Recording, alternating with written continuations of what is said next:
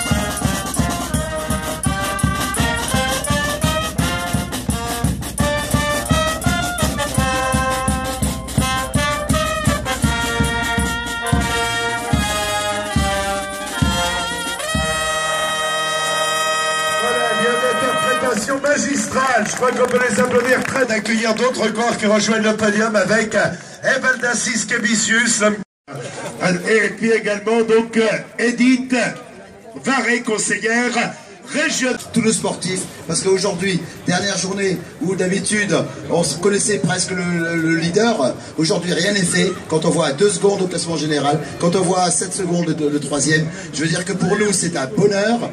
Daniel me parlait de bénévolat, pour nous la récompense c'est vous public, c'est eux les sportifs, sont nos partenaires, et je suis très content et très serein pour 2018.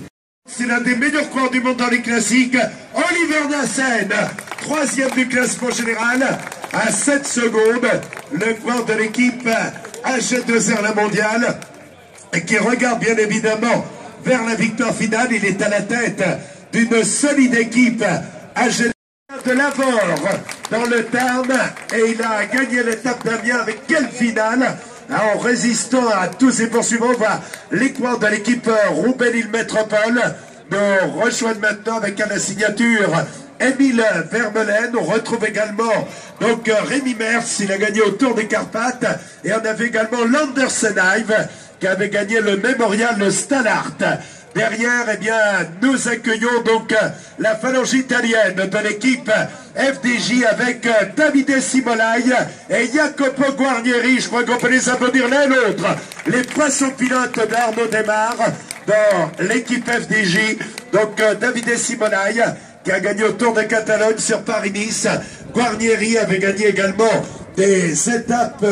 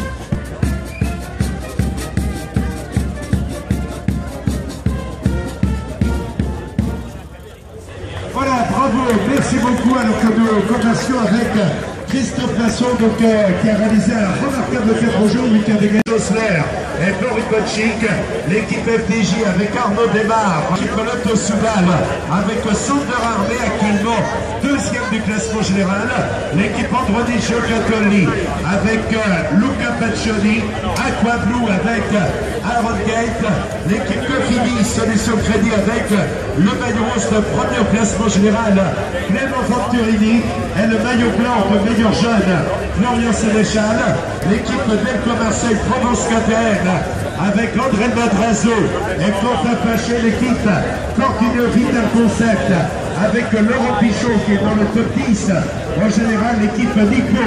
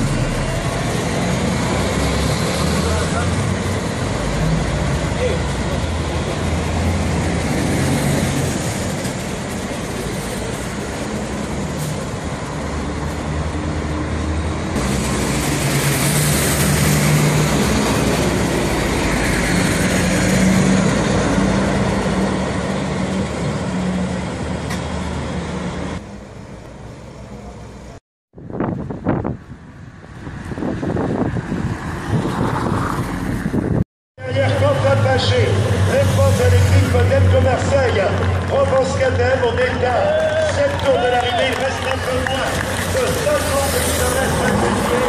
Et force est de constater bien que dans le groupe de tête, on entend qui est véloce, alors que le groupe de tête, avec les deux points de l'équipe Direct Énergie que nous retrouvions en première place, eh bien, emmène le groupe de tête.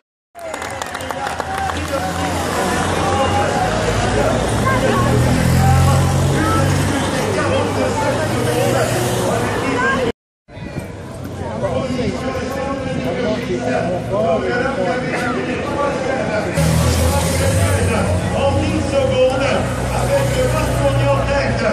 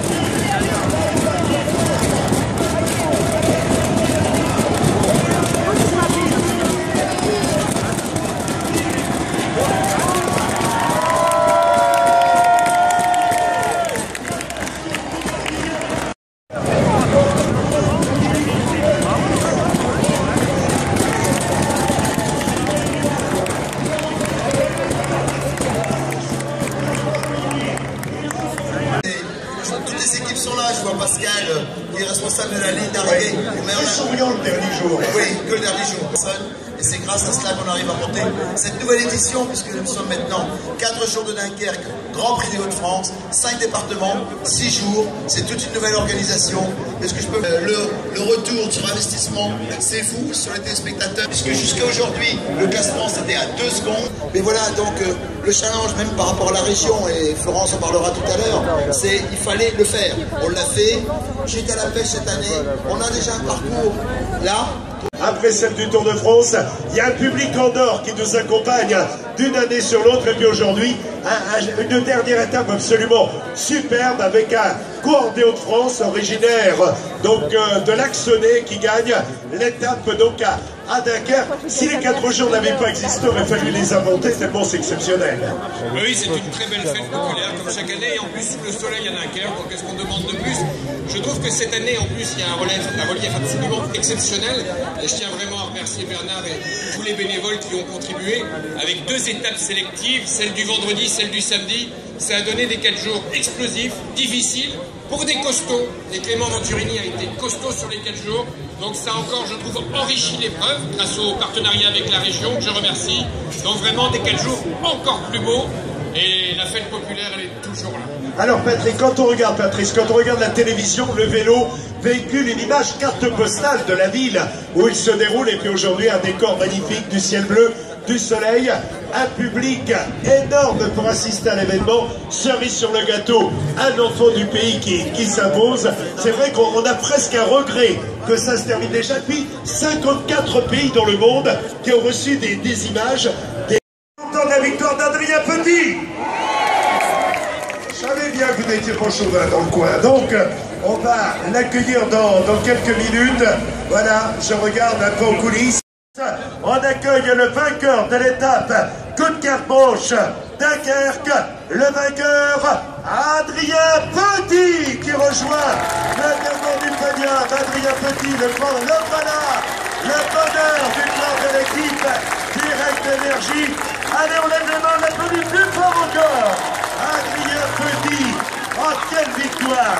Et c'est monsieur Franck Dersin, conseiller régional, et madame Florence Barizot, vice-présidente du conseil régional, donc en charge des sports, qui adresse donc leurs félicitations au vainqueur. Il est à croire des hauts de Fini, qui rejoint le voilà. Ah, regardez, et il y a voilà Clément, quel bonheur. Oh là là, il savoure. 23 ans, allez, nous aimerions qu'il se souvienne de l'accueil du public de Dunkerque, qu'on applaudit plus fort encore. Et va recevoir maintenant le maillot rose de vainqueur.